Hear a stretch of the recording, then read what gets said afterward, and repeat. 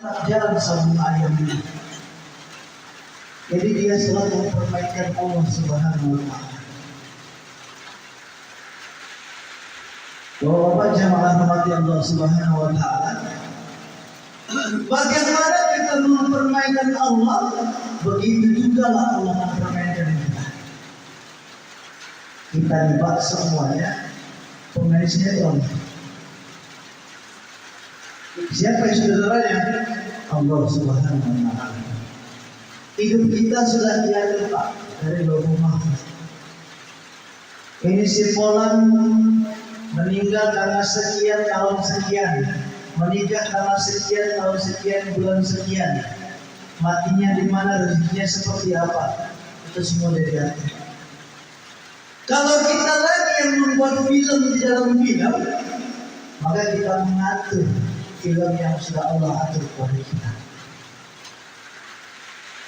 Bagaimana kita mengatur Allah sedangkan kita hamba yang diciptakan Allah Subhanahu wa Ta'ala.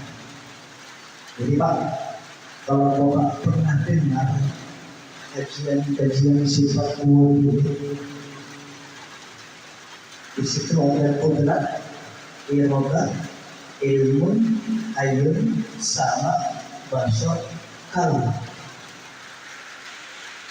Nah, dari 7 sifat Allah itu, sadar tidak bahwasanya 7 sifat itu ada dalam diri kita. Yang pertama kudrat.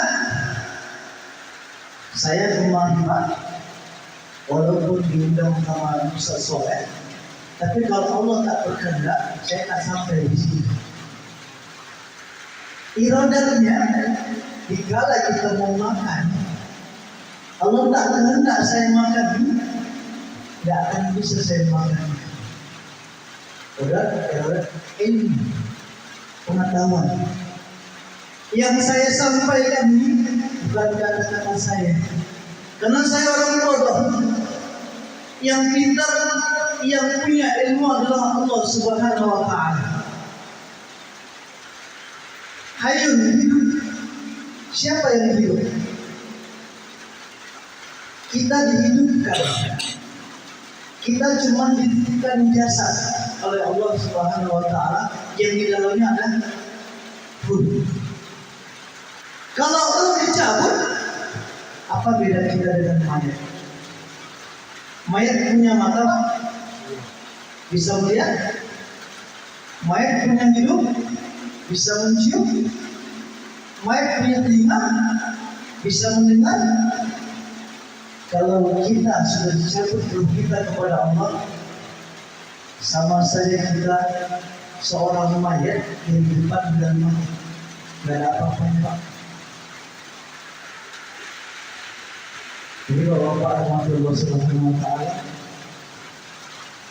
cara Allah menjaga kita adalah yang pertama itu Allah menjaga kita langsung. Dalam Al-Quran yang artinya Allah lebih dekat dari ulang leher kita. Jadi kalau kita merasa Allah itu jauh,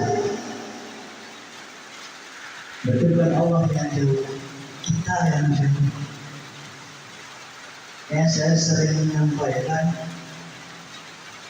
carilah ilmu jalan pulang Pak. Kalau kita tak dapat ilmu jalan pulang, jika kita pulang, kita kesasar. Bagaimana kita mendekati Allah? Bagaimana kita mencari ilmu jalan pulang kepada Allah? Kalau kita tak kenal siapa dia. Salah satu cara kita mengenalnya, yaitu yang pertama, jika kita sholat tahlil,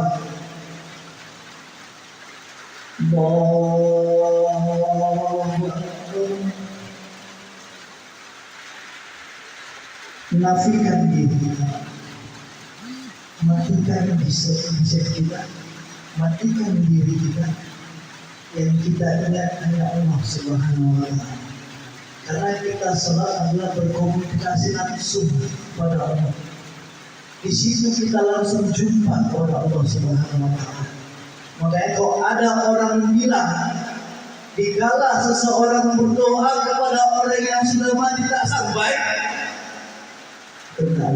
bagaimana itu? Kalau ada orang yang bilang dikala kita melaksanakan sholawat kepada baginda Rasul itu namanya salah, kita pernah gimana? Kalau tadi kita membaca salawat, kita manusia hamba Allah disuruh salawat pada Nabi Muhammad SAW. Bukan kita yang pakai disuruh salawat. Allah itu bersalawat kepada baginda Rasul. Apa bunyinya?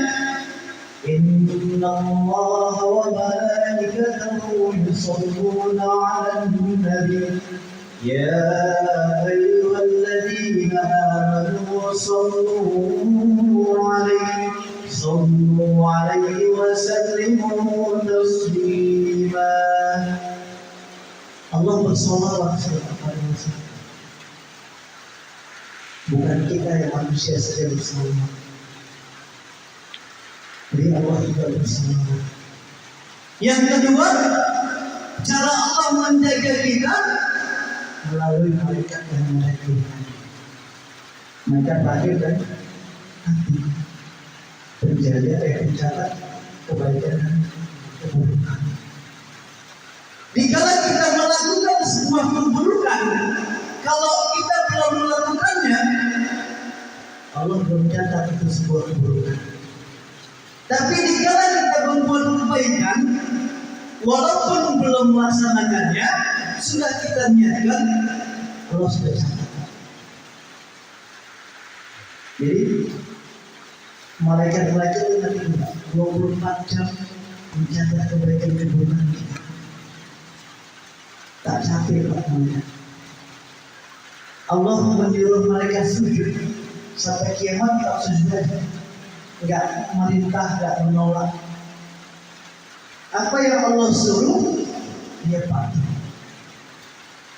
Apa yang Allah perintahkan, dia patuh. Kita Pak manusia biasa yang banyak dosa. Allah suruh cuma 5 waktu sehari, masih banyak berontak. Itu Nabi Muhammad sudah nego ya Pak, dari 50 ke 5. Itu pun masih banyak yang tinggal. Gimana kalau Nabi Muhammad kemarin itu mengiyakan 50 rakaat satu semalam? Mungkin tak mau hidup ya Pak. Mungkin tak sanggup ya Pak. Sedangkan 5 kali aja Pak satu hari semalam, 1 kali sholat 15 menit dikali 5 75 menit. Masih 1 jam lebih sekian menit. Di situ kita ingat Allah. Dalam sebuah hadis, as-salatu iman. Ingatlah Allah berkepanjangan. Bagaimana caranya? Jadi Pak, dikala kita dimanapun kita berada, Allah memberikan waktu berapa Pak? 1 malam 24 jam Pak. Dikurangin 1 jam 15 menit. Bisa berapa? 22 75 menit. Kalau nggak salah ya Pak. Kalau cuma 1 jam 15 menit kita ingat Allah, yang lain kemana Pak? Jamnya. Apakah cuma waktu sholat kita ingat Allah? Di seperti ini kita tidak ingat Allah. Dikala kita bekerja tidak ingat Allah. Kalau di mana-mana kita tidak ingat Allah, hanya di dalam masjid kita ingat Allah, Allah bukan berada di situ. Di setiap kita melangkah, di setiap kita berjalan, dimanapun kita berada, Allah ada sama kita. Jadi kalau kita tidak yakin Allah itu nyata dalam sifatnya, berarti kita tidak ada masalah. Bahwa jamaah Allah Subhanahu wa Ta'ala, yang ketiga, cara Allah menjaga kita dari organ tubuh kita, tangan, kaki, mata. Karena di akhirat nanti yang mempertanggungjawabkan bukan ini Pak. Ini dikunci Pak. Kenapa dikunci? Ini banyak bohongnya.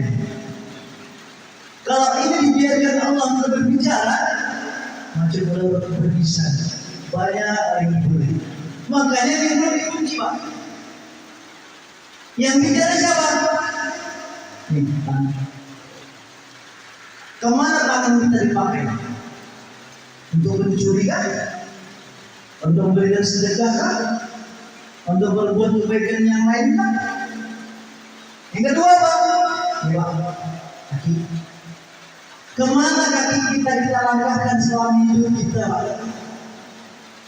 Apakah kaki kita ini pernah menginjak rumah Allah? Atau sama sekali tidak pernah?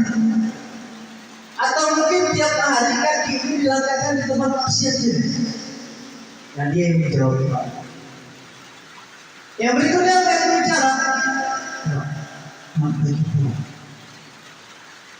apa yang kita pandang dari orang itu sampai kita tidur lagi. Yang berikutnya yang berbicara telinga kita. Apa yang kita dengar dari selama hidup kita. Apakah kebanyakan gibah orang? Apakah kebanyakan mendengar keburukan orang? Atau mendengarkan lantunan air suci yang Allah berikan kepada kita? Jadi kalau ini yang berbicara adalah banyak bohong semuanya. Nggak ada yang benar-benar. Makanya ini semua dikunci. Ini yang berbicara. Makanya beda kita dengan mayat cuma satu, kita punya ruh, beda ini. Makanya jangan kita merasa Pak, ruh ini punya kita. Kalau kita merasa ruh ini punya kita, jasad ini punya kita, yang mencari waktu kita, sini. Kenapa kita berdoa Allah? Mohon izin Pak Muhammad. Contoh, satu hari Bapak bekerja misalnya gaji Bapak 200.000. Bapak setor gaji istri Bapak. Nanti ini uang dari hasil kerja saya. Bahasanya Pak, ini uang dari hasil kerja keras saya. Secara hakikatnya Bapak sudah mendoakan Allah. Kenapa mendoakan Allah? Kalau enggak Allah mengirimkan rezeki buat saya butuh, enggak dapat Bapak. Walaupun Bapak bekerja sangat mati. Yang paling parah satu banyak ini orang. Oh, ini macam ini. Kalau orang kena yang bangun, ada bangun masjid. Kalau nggak kena aku yang paling baik nyumbang masjid ini, tak terbangun. Kalau ada orang seperti itu, Pak, mau benar benar. Di mana syiriknya? Dikata apa? Karena dia merasa dialah yang menyumbang. Dia tidak sadar bahwasanya Allah memberikan rezeki kepada dia, titipan rezeki itu pada untuk bangun masjid, untuk berinfak. Makanya kata aku di sini adalah sebuah kata syirik dalam dunia hakikat. Jadi jangan merasa diri kita adalah jika kita sholat, kalau mau kita mendapatkan sholat khusyuk dari sifat 7 tadi Pak, qudrat itu punya Allah, iradat punya Allah, ilmu punya Allah, hayyun punya Allah. Qudrat iradat ilmu hayyun sama bahasa kalau ini semua punya Allah Pak. Kalau memang ke depannya Bapak mau sholat, sebelum Bapak menyiapkan Ustadz Fadlul Madri salah seorang rakaat itu lafaz niat Pak, bukan niat. Itu lafaz niat. Niat itu dalam hati Pak. Niatkanlah la qadirun wala muridun wala alimun wala hayyun wala sami'un wala basyirun wala mutakallimun illallah. Allahu Akbar. kita tak punya kuasa, kita tak punya kehendak, kita bodoh, kita mati, kita tuli, kita buta, kita bisu, semua milik Allah Subhanahu wa Ta'ala. Insya Allah terapkan pelan-pelan dengan niat itu dalam hati, bacakan la qadirun wala mu'minun wala alimun wala hayyun wala sami'un wala basyirun wala mutakallimun illa Allah. Allah.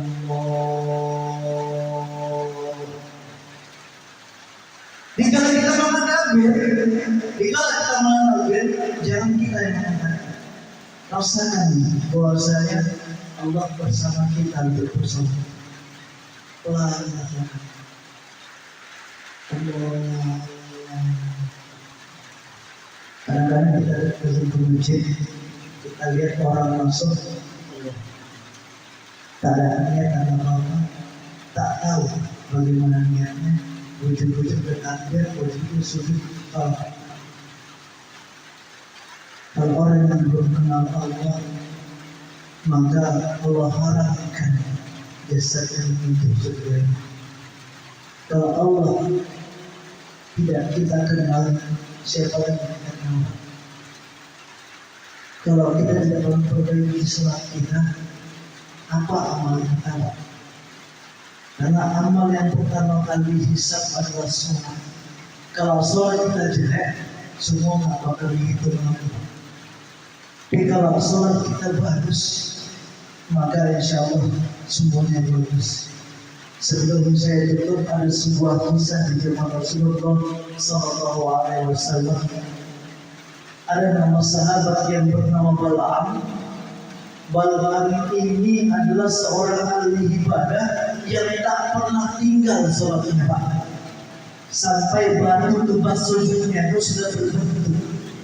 Jadi suatu ketika dia berjumpa Rasulullah. Apa dia bilang? Wahai Rasulullah, aku ingin bertanya, apa malam? Dikala Allah ini hari mencabut nyawaku, aku diletakkan di mana sama Allah? Dan Rasulullah menjawab, wahai malam, kalau Allah ini hari mencabut nyawamu, maka Allah akan menempatkanmu di neraka. Bapak bagaimana dengan konsentrasi, dengan lemes. Bapak berkata, wahai Rasul, kenapa Allah menempatkanmu di neraka? Aku tak pernah tinggal sholat, aku selalu berjaga, puasa yang lainnya. Rasulullah menjawab, wahai malam, engkau emang sholat, engkau setiap hari sholat, tak pernah tinggal. Tapi sholatmu itu bukan Allah yang kau sembah, karena Allah tidak kenal denganmu dan engkau belum kenal kepada Allah Subhanahu wa Ta'ala. Ini sudah menjadi Pak. Jangan sampai seperti itu Pak. Pelan-pelan ikutilah kajian dimanapun pengajian. Bagaimana cara kita menuju jalan pulang? Intibalah ilmu untuk kita bekal pulang kepada Allah Subhanahu wa Ta'ala. Di kesimpulan di tausiah yang singkat ini, Allah selalu mengawasi kita dimanapun kita berada. Jangan sekali-kali kita berbuat seakan-akan Allah tidak melihat kita. Dan janganlah kita jauh sedikit pun dari Allah Subhanahu wa Ta'ala. Dan pelajarilah, dalamilah. Jika kita sholat, seakan-akan langsung kita bertemu dengan Allah, berkomunikasi kepadanya. Sekian dan terima kasih. Kalau ada kata-kata saya yang salah, saya mohon maaf. Assalamualaikum.